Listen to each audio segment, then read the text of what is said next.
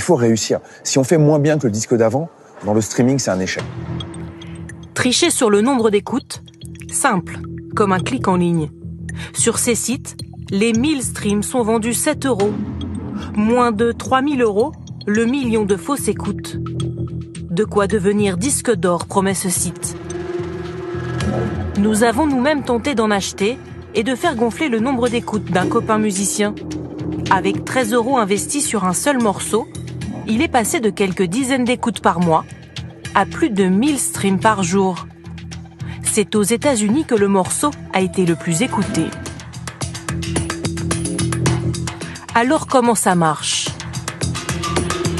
Grâce à un programme informatique, via un seul ordinateur, les fraudeurs ordonnent à des centaines de milliers de comptes piratés sur les plateformes de streaming de jouer la même musique en boucle, sans même que les détenteurs de comptes ne s'en aperçoivent. Une pratique illégale.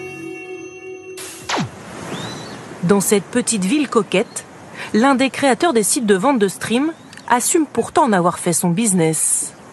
Bonjour. Entrez. C'est ici qu'on peut acheter du stream ? Ouais, c'est ici. Donc, dans 10 mètres carrés. On s'attendait à beaucoup d'ordinateurs partout. Ah, bah non, juste besoin d'ordinateur, d'une connexion Internet et voilà. Depuis son salon, il dit vendre des faux streams à une centaine d'artistes par mois. On peut avoir des noms ? Non, c'est confidentiel. Sur son site, plusieurs possibilités. On peut choisir la cadence, du nombre de streams par jour voulu, pour que ça fasse plus naturel. Mais lui n'est en fait qu'un intermédiaire.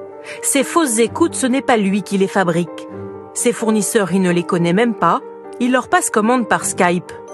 Là, je crois qu'actuellement, celui-là, il est à Dubaï et l'autre au Liban. Ces sous-traitants anonymes, impossible de les rencontrer. Traquer ces fraudeurs, une course technologique sans fin, comme nous l'explique ce Canadien qui a fait de la chasse aux faux streams sa spécialité. Nous ne savons pas qui ils sont. Tout est anonymisé. Mais c'est leur façon de faire que nous reconnaissons. Et ils montent en permanence de nouvelles façons de frauder. Ça suffit pas d'en arrêter un. On doit créer de nouveaux algorithmes en permanence pour les trouver. Comment les grandes plateformes de streaming luttent-elles contre ces fraudes ?